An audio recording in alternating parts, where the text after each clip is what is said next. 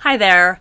This is session 2 of expert sessions on eyebrows and skin with Angela. That's me. We're here in Kevin Smith's studio south of Seattle. Typically, I would be seeing you if you're my client in my studio in Fremont or West Seattle. So shout out to all of my clients across the Seattle area and even across the state who are stuck at home alone with their skin. It's beautiful skin, I'm sure. But I'm going to give you a few tips today on your skin, your skin care, and what to do to just clarify the process of taking care of your skin at home. All right, here we go. So first thing, just pretend waking up in the morning, okay? So number one, you just want to have the best skincare for your skin. So I have my own skincare line. I'm not here to promote that. I'm just letting you know that I do. And so I'm going to be using some of the products to show you. And that really, for many of my clients, you already use my products and you already know the line, but there are many good product lines in this country and in the world. So I'm not here telling you that you need to just use one. And in fact, there are some products and some product lines that don't work so well. One of the first things that I have my clients do when they come in to see me for a facial is what I call the touch test. So when they lie down and I'm first assessing, looking at their skin and talking with them, I have them take both hands and use the pads of their fingers and feel their skin. Of course, you want to have clean hands to do this, but I go ahead and feel their skin. I have them feel their skin, and then we do that when the facial has concluded. And that way you have this tactile memory of how your skin feels at a certain stage and then how it feels at another stage. And that will actually help you at home no matter what you're doing. So that way you get a sense of what your skin texture feels like to you. That'll be your guide to how well you're taking care of your skin, okay? Because you want it to feel pretty smooth, soft, and silky. So we're not talking about appearance, visual appearance right now, just the feel of it, okay? And you also, temperature-wise, want your skin typically to feel kind of neutral or room temperature and generally not tingly or stingly, I call it. You want it to feel a sort of an alive feeling. Of course, we're alive, but you probably know what I mean. All right, so we're going to start with cleansing. So the first thing that you do in the morning is use warm water and a rapid motion and a little bit of your cleanser to cleanse your skin and get rid of any sleep. If, say, you're a person who maybe, I don't know, you do a lot of roaming around on the pillow and you have little lines in your face. No, but anyway, you're just cleansing your skin basically. So you're massaging the cleanser around, and if for some reason, don't tell me if you did, you went to sleep with your makeup on, if you're someone who wears makeup, then you want to make sure to get that off really well. Okay, so your mascara, your eye makeup, lipstick. Hope you didn't go to sleep with your lipstick, but that's really the least of our issues. Really, lipstick is probably the best thing to go to sleep with. Not good for your pillowcases, but okay. So you're cleansing your skin, and then I really like to have clients use a dedicated set of washcloths because then you can wash those. Don't use fabric softener, but it has a little texture and will help to get that cleanser off with warm water and not hot and not cold.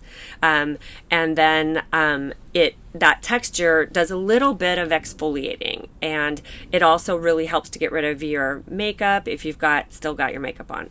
Don't tell me if you do. Okay, so here at the studio, we've got dogs, cats, kittens, we've got bees, flies, all sorts of things. If anything, sounds off, just know, here we are. We're all at home. It's the last week in March, almost April, and we're all on lockdown, shutdown. So your facialist and your eyebrow artist are shut down right now, and that's why I'm here for you. Okay, so after you've done your cleansing, then you might be someone who tones your skin. I am a fan of toners, but only if they do something. So what I mean by that is I carry 2 toners in my line, and one of them is a calming toner because it's got Boswellia serrata in it. It calms inflammation and swelling. And the other one is a glycolic toner because it exfoliates and works really well to speed up circulation, cell turnover, and it helps for clients who want to have that really clean exfoliated feeling. Sometimes they might have had oily skin in the past, or they have oilier skin currently, which just means that their skin produces a little more oil than someone who has sort of the normal range of skin or dry skin, which means a lack of oil. So we'll get back to that at the end of this session, which is about your skin type and your skin condition, which are two different things. And that will help you if you're someone who doesn't already have a set of products at home that are working well for you. The way you know they're working well for you is your skin looks good consistently. You're using them consistently. They smell pretty good to you, because our smell is a good indicator of whether something is good for us. Kind of a cool thing. We do have memories of smell that just have to do with sweetness, things that we enjoyed. But usually if something doesn't smell good to us, and it's not because there was a situation that we can recall that included that smell, it's usually just because it's probably not quite the right thing for us.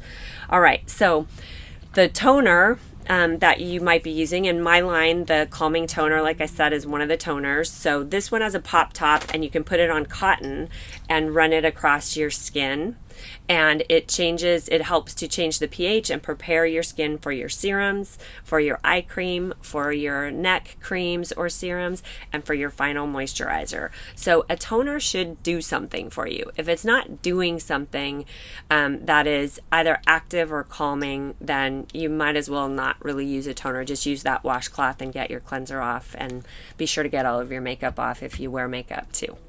All right, so the next phase would be if you wanted to, so prior to the toner, if you wanted to do exfoliating or do a mask at home, you could do that. So sorry about that. We need to back up just for a second. So in my line, it's the refining micro polish, and they're little grains, and they stay dry, so they last a long time, and you can use them with cleanser or with water. So there are different types of exfoliators. Like in the case of my toner, it's an exfoliator, the one that's the glycolic. So that would also work as an exfoliator.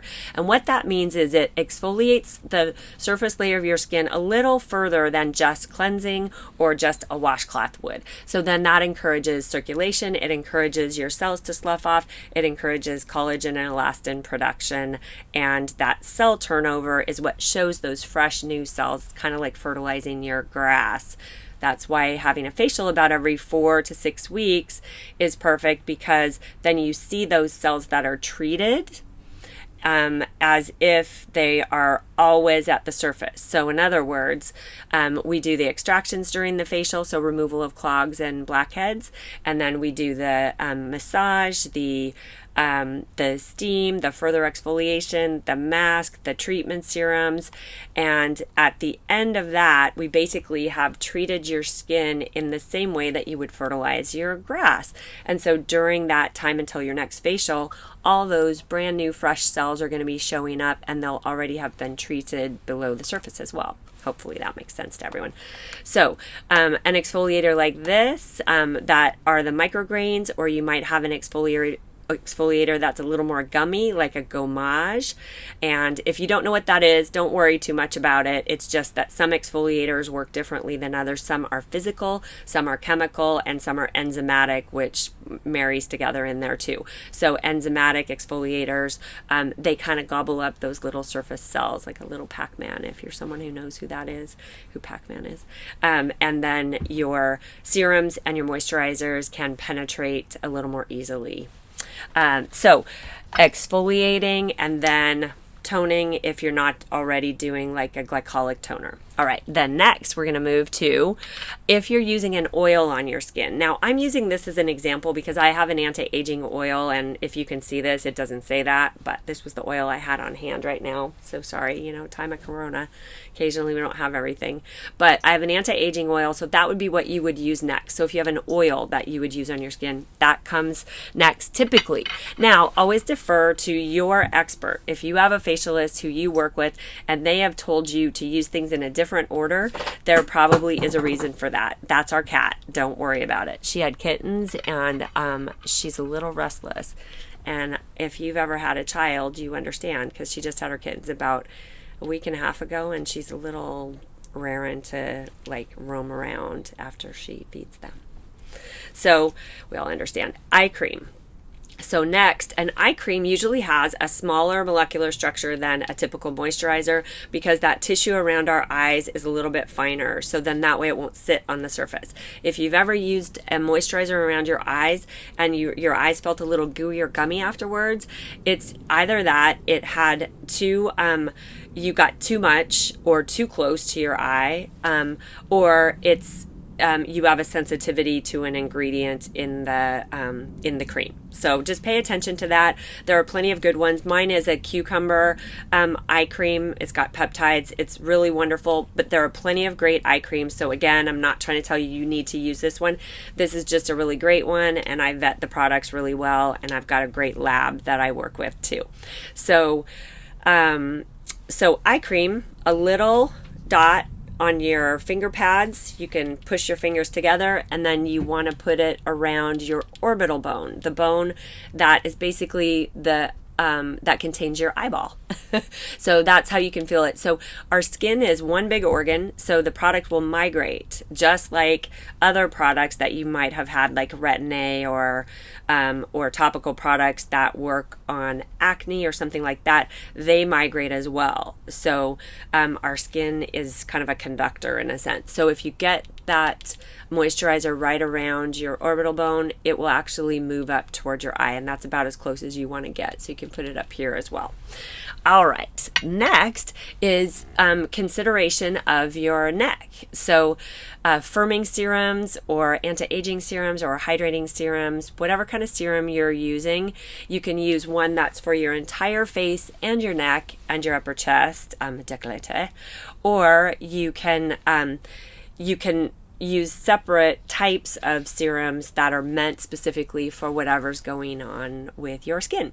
So I might have one of my clients use, say, my biofirming serum on their neck and chest, but I might have them use the hydrating serum on their face. And that would just be because maybe we're trying to do a little bit of firming on the neck, and the face doesn't necessarily need firming or want firming at that time. And you can also switch your serums around so that you use one serum in the morning and then one serum in the evening, and that way you are getting more vitamins, more treatment to your skin. Think of serums as vitamins, okay? Or really highly nutritious food that you're putting in your body. Same thing on your skin.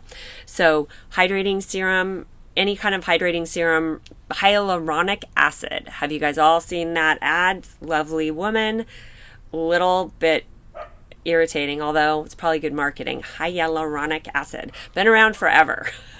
And it's usually in a hydrating cream, or a hydrating serum. So serum, firming, hydrating, and you can mix and marry those together. Obviously, if your neck area is dry or your upper chest, you can use a hydrating serum with hyaluronic acid and many other ingredients in it. I've also got something that's like a collagen serum, and I've got an awesome vitamin C plus antioxidant serum that's new. So vitamin C's are really great. They help to work on pigmentation. They help to antioxidants help your skin to be more resilient when you're exposed to the sun or different elements, like some types of toxicity.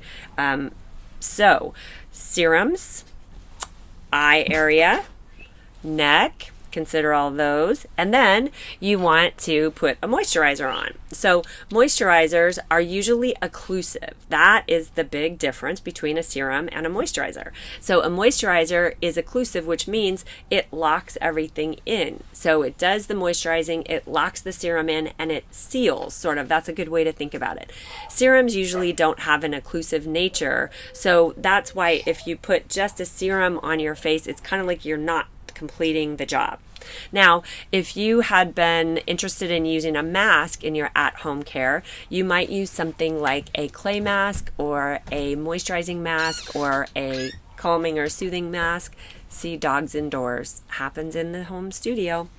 So using your moisturizer, I have some really great ones. The kitty's here saying hi. Lola is her name. She's really pretty, actually.